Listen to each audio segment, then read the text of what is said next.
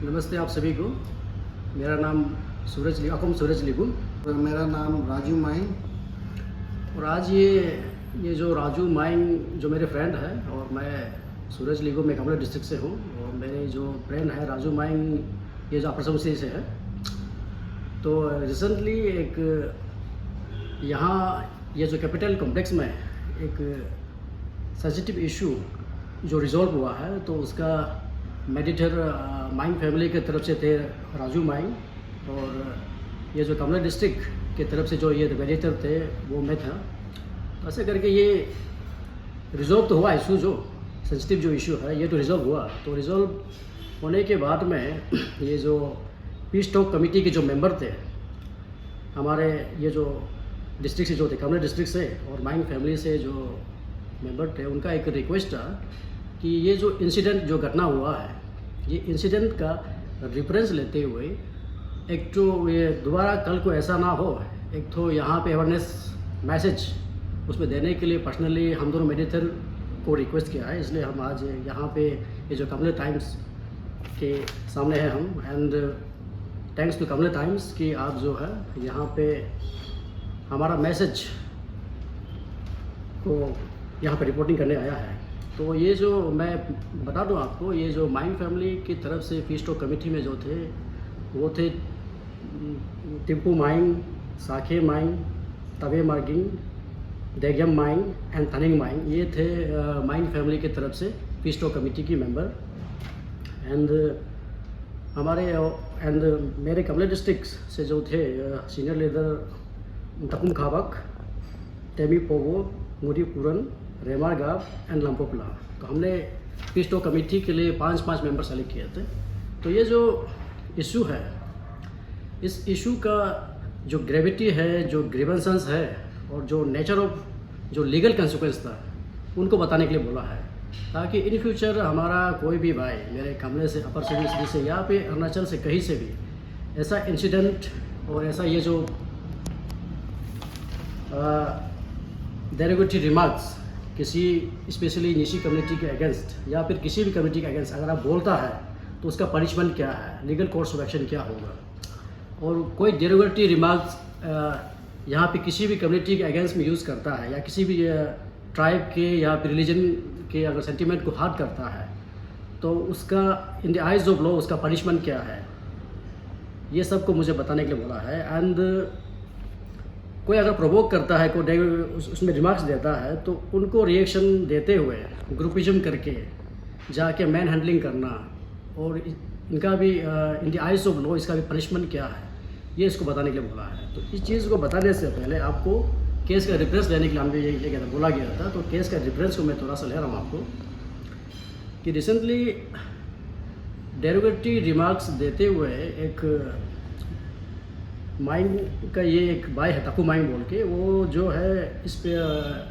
In general Nyishi, in particular Kamle district की जो निशी है उनके अगेंस्ट में एक डेरोगरी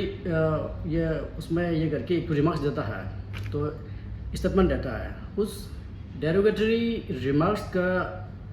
रिएक्शन देते हुए मागा अजय उनको फ़ोन करता है, तो फ़ोन में भी रिस्पॉन्स अच्छा नहीं आता है। तो ऐसे में हीट ऑफ द मोमेंट ये भाई एंड टीम ग्रुप में जा कर के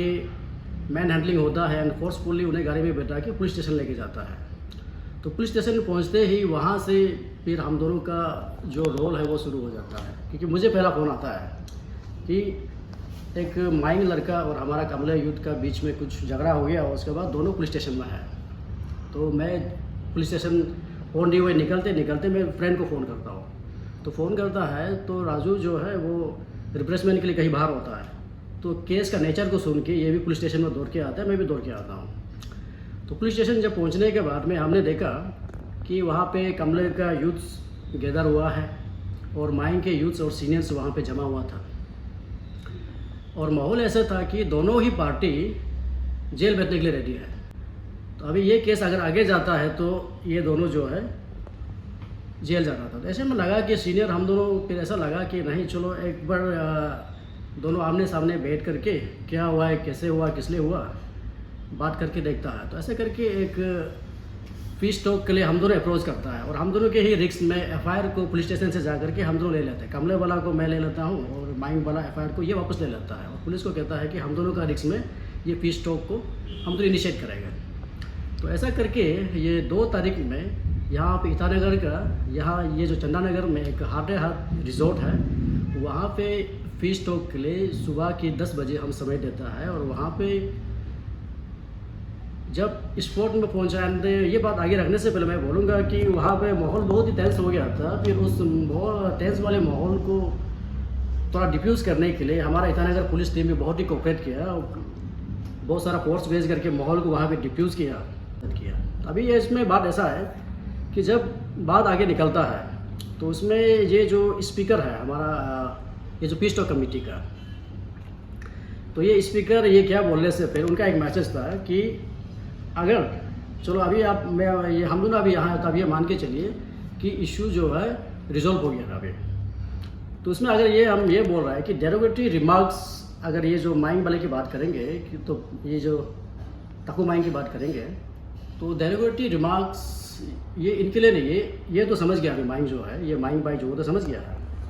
अभी जो मैं मैसेज दे रहा हूँ ये उन लोगों के लिए है जो बार बार इस चीज़ को रिपीट कर रहा है। आप अगर किसी भी जो कम्युनिटी है उसकी अगेंस्ट में उसके सेंटिमेंट को हार्ट करेगा या फिर किसी की रिलीजन्स को लेकर के उसके सेंटिमेंट को हार्ट करेगा, स्टेटमेंट देता है, तो ये जो है IPC 153A में रिफ्लेक्ट होता है, जो कि एक बहुत ही सीरियस क्राइम है। तो ये जो है कॉग्निजेबल क्राइम है। कॉग्निजेबल क्राइम अगर हम बोलेगा तो ये जो है आपको कंप्लेन करते ही आपको अरेस्ट किया जाएगा और ये जो है नेचर में नॉन कंपाउंडेबल है। नॉन कंपाउंडेबल मतलब क्या है कि अगर ये तकु माइंग के अगेंस्ट हम कंप्लेन कर देता है तो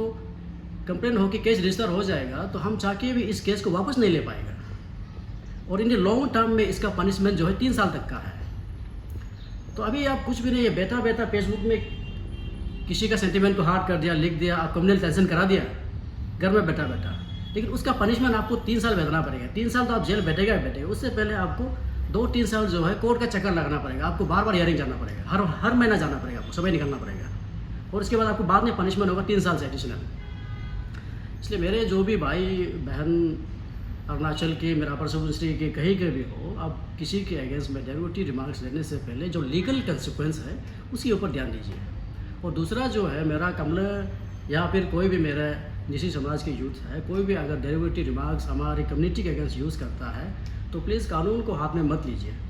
क्योंकि आप बिना कानून को हाथ में लिए उस इंसान को आप 3 साल के लिए जेल भेज सकता है। तो उसके लिए आपको कानून को हाथ में लेना क्या ज़रूरी है? क्योंकि आप अगर कानून को हाथ में लेता है तो जो मेरा कमला भाई किया है इसका भी पनिशमेंट क्या है, ग्रुपिज्म, कॉमन इंटेंशन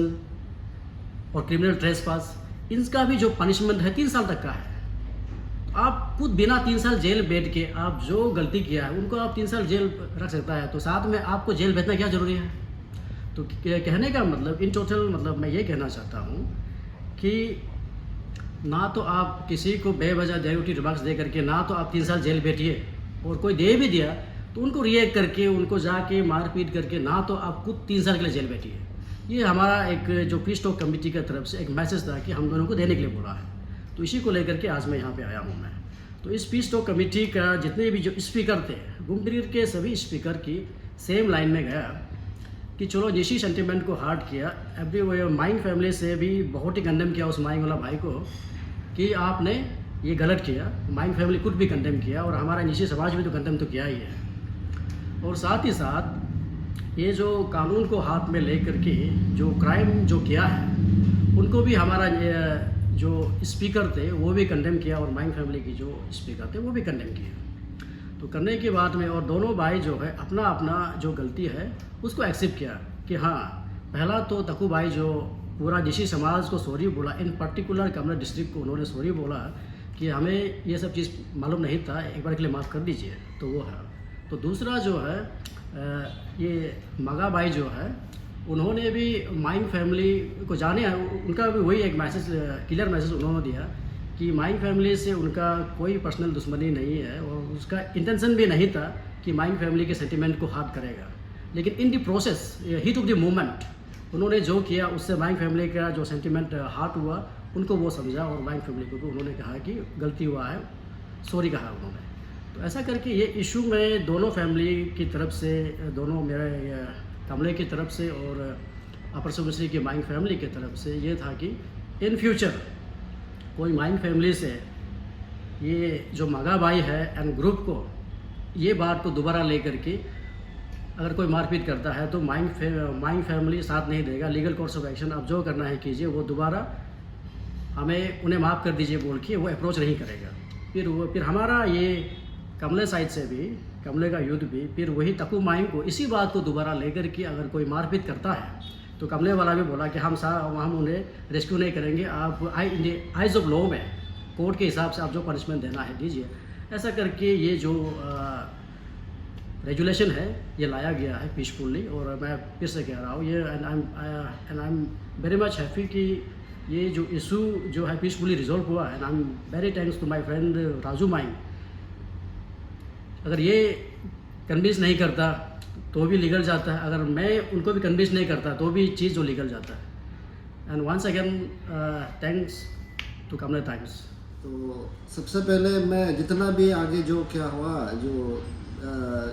इंसिडेंट का रिलेटेड जो भी है, हमारा फ्रेंड्स ने आप सबको ब्रीफ किया। तो मेरा तरफ से एक क्लियर कट एक मैसेज आप सभी के सामने रखना चाहूँगा। मैसेज ये है, बीइंग ए डेवलप्ड सोसाइटी के अंदर आज के डेट में डेरोगेटिव वर्ड्स यूज़ करना, किसी के दिल को चोट पहुंचाना, किसी समाज के अगेंस्ट, सोसाइटी के अगेंस्ट खिलाफ बोलना, ये आज के सोसाइटी के हिसाब से ठीक नहीं है। तो मैं ये कहना चाहूँगा जितना भी हमारे अरुणाचल के स्पेशली जो युवा है, जो आप सब चीज़ को पहले जानिए समझिए। ना ही हमारा तागिन समाज, ना निशी समाज में, ना ही हमारे जितने भी अरुणाचल में समाज है, उसी समाज के अगेंस्ट किसी के अगेंस्ट में कुछ बोलना, किसी के अगेंस्ट में लिखना, किसी का सोसाइटी का, किसी का फैमिली का लिखना, ये सब करना आप सबको शोभा नहीं देता है। तो आप सबसे एफएल है, किसी का अगेंस्ट में बोलना नहीं, करना नहीं है। अब जो भी है, अब इंसिडेंट अगर निकलता है, सडन इंसिडेंट होता है, तो उसी में नेचर ऑफ केस के हिसाब से हम सब जो as being a intellectual, being a senior के हिसाब से अच्छा लगता है।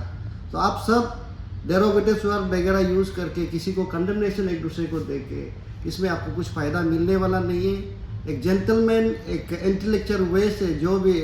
अब सोशल मीडिया में लिखना है, कोई भी जगह में प्लेटफॉर्म में पार्टिसिपेट करना है तो कीजिए। तो मैं इतना ही कह के मैं अपना बात को यही समाप्त करता हूँ।